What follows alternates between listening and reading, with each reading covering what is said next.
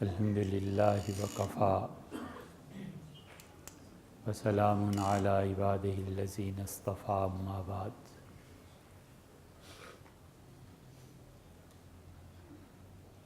اللہ تعالیٰ نے جس جماعت کو حضرت رسالت پناہ صلی اللہ علیہ وسلم کی صحبت کے لیے چنا تھا اور جو شرف انہیں نصیب ہوا تھا وہ اتنا ثابت اور پکا تھا کہ ان کی ذات سے سرزد ہونے والی کوئی معصیت اور کوئی گناہ بھی انہیں اس شرف سے ہٹا نہیں سکتا تھا۔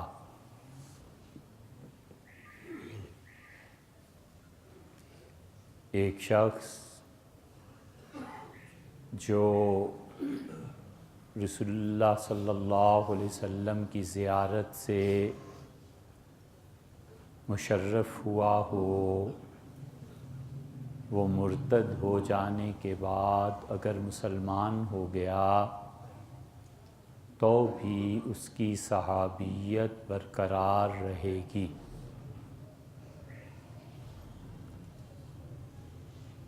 حضرت عبداللہ ابن مسعود رضی اللہ عنہ نے ایک الہامی جملہ فرمایا اور انہوں نے کہا کہ وَاخْتَارَهُمُ اللَّهُ لِصُحْبَةِ نَبِيِّهِ، اور اللہ تعالیٰ نے انہیں اپنے نبی صلی اللہ علیہ وسلم کی صحبت کے لیے چن لیا تھا۔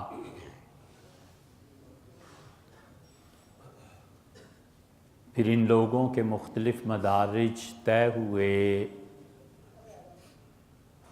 اور سب سے افضل اور اعلیٰ کون سے صحابہ کرام رضی اللہ عنہم تھے، امت نے یہ طے کیا کہ بدر والوں کے برابر کوئی نہیں تھا۔ اور پھر بدر والوں میں سے بھی وہ لوگ جنہیں مسلسل بشارت دی گئی اور جنت کی ضمانت خود حضرت رسالت مآب صلی اللہ علیہ وسلم نے دی، وہ عشرہ مبشرہ تھے جن کا تذکرہ ہو رہا تھا۔ ان عشرہ مبشرہ میں سے عشرہ تو عربی زبان کا سیدھا سادہ لفظ ہے کہ 10، اور مبشرہ کے مطلب یہ ہے کہ جن کو بشارت دی گئی، خوشخبری دی گئی، اور خوشخبری تو اللہ نے سب صحابہ کرام رضی اللہ عنہم کو دی تھی کہ وہ جنتی ہیں، لیکن ان میں 10 آدمی ایسے تھے جنہیں رسول اللہ صلی اللہ علیہ وسلم نے بار بار یہ کہا کہ تم جنتی ہو، اور ان میں جس شخصیت کا تذکرہ آج شروع کرنا ہے حضرت طلحہ ابن عبید اللہ رضی اللہ عنہ ہیں۔ حضرت طلحہ رضی اللہ عنہ مکہ مکرمہ میں پیدا ہوئے اور بہت چھوٹی عمر کے تھے، سیدنا علی رضی اللہ عنہ کے تقریباً ہم عمر، اور ایک شخص جس نے ان 8 نابغہ روزگار شخصیات کو لا کر اسلام کی گود میں ڈال دیا، سیدنا ابو بکر رضی اللہ عنہ، انہوں نے طلحہ رضی اللہ عنہ پہ محنت کی اور طلحہ کو اس بچپنے میں اسلام قبول کروایا۔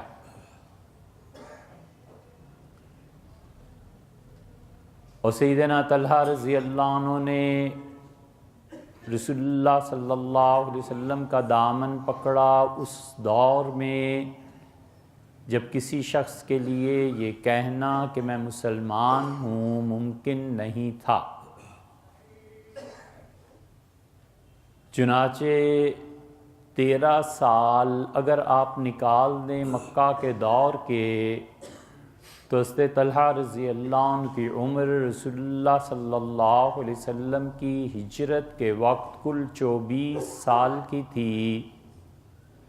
تو یہ 10-11 برس کے تھے جب انہوں نے اسلام قبول کیا، اور ان کی دوستی اس زمانے میں سب سے زیادہ جس شخصیت سے تھی اور قریب ترین خاندانی تعلقات بھی تھے وہ سیدنا عثمان رضی اللہ عنہ تھے۔ چنانچہ حضرت عمر رضی اللہ عنہ نے جب خلافت کے لیے 6 آدمیوں کا تقرر کیا تو ان 6 میں سے حضرت طلحہ رضی اللہ عنہ نے اپنا نام واپس لے لیا اور یہ کہا کہ میرا ووٹ اور میرا شمار عثمان کے ساتھ ہے کہ میں انہیں چاہتا ہوں وہ امیر المومنین بنے۔ حضرت عثمان رضی اللہ عنہ نے بھی اسی دور میں اسلام قبول کیا تھا، اور ان کے بڑے بھائی حضرت طلحہ رضی اللہ عنہ کے ان کا نام بھی عثمان تھا۔ اور اس اسلام قبول کرنے پہ ایک چیز تو یہ ہو گئی کہ حضرت ابوبکر رضی اللہ عنہ نے دعوت دی، اور ایک چیز یہ پیش آئی ان کو کہ وہ بصرہ اکثر تشریف لے جاتے تھے اور تجارت کرتے تھے شام اور بصرہ میں، اور یہ عربوں کا رواج اور دستور تھا کہ وہ اپنے بچوں کو تجارتی قافلے میں بھیجتے تھے۔ چنانچہ حضرت رسالت پناہ صلی اللہ علیہ وسلم خود بھی بچپن میں تجارتی قافلوں میں جاتے تھے، اور عمان میں پورے اس علاقے کے بڑے بڑے جو میلے لگتے تھے، ایک میلہ وہاں بھی ہوتا تھا، اور ہندوستان اور چائنا سے لوگ وہاں جاتے تھے، اور رسول اللہ صلی اللہ علیہ وسلم نے پہلی مرتبہ پنجابیوں میں سے بھی جاٹوں کو پہلی مرتبہ وہاں دیکھا تھا۔ اور آپ چھوٹے تھے، لیکن قوت مشاہدہ کی وجہ سے جب آپ معراج میں تشریف لے گئے تو آپ نے کہا میں نے موسیٰ علیہ السلام کو دیکھا اور آدم علیہ السلام کو دیکھا، کأنہما من قوم الضب، اور دونوں کے چال ڈھال، دونوں کا اٹھان دیکھ کے، دونوں کی قد و قامت دیکھ کے مجھے یہ اندازہ ہوا کہ جیسے پنجابی جٹ ہوتے ہیں یہ تو اس طرح کے لوگ تھے۔ چنانچہ طلحہ رضی اللہ عنہ بھی بچپن کے باوجود ظاہر ہے کہ تجارتی قافلوں کے ساتھ جاتے تھے، اور یہی وجہ تھی کہ بصرہ والے حضرت طلحہ رضی اللہ عنہ سے بہت محبت کرتے تھے، اور خلافت کا جب مسئلہ اٹھا ہے تو اہل بصرہ سیدنا طلحہ رضی اللہ عنہ کے ساتھ تھے، اور ان کا خیال تھا کہ علی رضی اللہ عنہ کی بجائے طلحہ رضی اللہ عنہ کی بیعت ہونی چاہیے۔ مگر جب طلحہ رضی اللہ عنہ نے خود بیعت فرما لی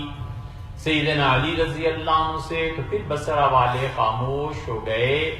تو بصرہ کے سفر میں ایک مرتبہ وہ گئے، اور وہاں پر ایک عیسائی تھا، بہت زیادہ عبادت گزار اور بہت اس کا خدا کے ساتھ تعلق تھا۔ چنانچہ اس سے حضرت طلحہ رضی اللہ عنہ کو ایک مرتبہ دیکھا، اور پھر معلوم نہیں کیا چیز پیش آئی، اور اس نے کہا کہ مکہ میں ایک شخص آئے گا، اٹھے گا وہاں سے، اور تمہاری زندگی میں ہی وہ نبوت کا دعویٰ کرے گا، اور اگر ایسے ہو جائے تو اس کی تصدیق کرنا، ہم لوگ اس کے انتظار میں ہیں، اور وہ اللہ کا نبی ہوگا۔ ایک یہ چیز پیش آ گئی۔ پھر سیدنا ابوبکر رضی اللہ عنہ کا بار بار ان کے پاس آنا جانا، چنانچہ طلحہ رضی اللہ عنہ گئے اور انہوں نے اسلام قبول کر لیا، اور انہیں ان کے بھائی، بڑے بھائی عثمان بن عبید اللہ نے دیکھ لیا نماز پڑھتے ہوئے، اور وہ نماز پڑھ کے سیدنا عثمان امیر المومنین رضی اللہ عنہ بات میں بنے ان کے ساتھ جا رہے تھے، اور بھائی بڑا تھا، طاقتور تھا، اس نے عثمان اور طلحہ دونوں کو ایک رسی سے باندھا اور پھر جو کر سکتا تھا کر گزرا، اس نے خوب پٹائی اور پھر چھوڑ دی۔ سیدنا عثمان رضی اللہ عنہ نے کہا کہ عثمان اب کہ تو تم نے مار لیا، لیکن تم یہ سمجھتے ہو کہ ہم خدا کا دین چھوڑ دیں گے اور اللہ کی توحید پر تم سے کچھ مصالحت کر لیں گے، یہ نہیں ہوا کرتا۔ چنانچہ انہوں نے اسلام کے لیے جو قربانیاں دیں حضرت طلحہ رضی اللہ عنہ نے، اس میں یہ چیز شامل رہی، اور رسول اللہ صلی اللہ علیہ وسلم کو بہت تعلق تھا طلحہ رضی اللہ عنہ سے، حتیٰ کہ مکہ میں وہ چھپ چھپا کر چند لوگ نماز کو قائم کرتے رہے۔ سعد رضی اللہ عنہ تھے سب سے پہلا آدمی جس نے اللہ کی راہ میں خون بہایا، اور کافروں نے ان کو دیکھ لیا، ایک دور جگہ پہ جا کر کے نماز پڑھ رہے تھے اور بھی مشرک وہاں سے گزر رہا تھا، اور اس نے کہا کہ بچوں تم بے دین ہو گئے ہو، اچھا میں مکہ جا کر خبر کرتا ہوں کہ تم ان گھاٹیوں میں پہنچ کے نمازیں پڑھتے ہو اور غاروں میں بیٹھ کے تم اسلام کی باتیں کرتے ہو۔ سعد رضی اللہ عنہ کے پاس اونٹ کی ایک ہڈی تھی، انہوں نے اٹھا کر اس کے سر پہ دیکھا۔ یہ پہلا خون تھا اس مشرک کا جو اللہ کے راستے میں بہایا گیا، اور سعد رضی اللہ عنہ نے بہایا تھا۔ طلحہ رضی اللہ عنہ نے ان حالات میں تجارت کو بھی جاری رکھا، حضرت رسالت مآب صلی اللہ علیہ وسلم کی خدمت میں بھی پیش ہوتے رہے، اور عشرہ مبشرہ میں سب سے زیادہ جس شخص نے جسمانی تکالیف اٹھائی ہیں طلحہ رضی اللہ عنہ سے بڑھ کے کوئی نہیں۔ سیدنا ابوبکر، عمر، عثمان، علی اور وہ حضرت سعد اور سعید رضی اللہ عنہ، یہ سارے عبیدہ بن الجراح، لیکن رضی اللہ عنہ سب سے زیادہ جسمانی طور پر جس شخص نے تکلیف اٹھائی وہ حضرت طلحہ رضی اللہ عنہ تھے۔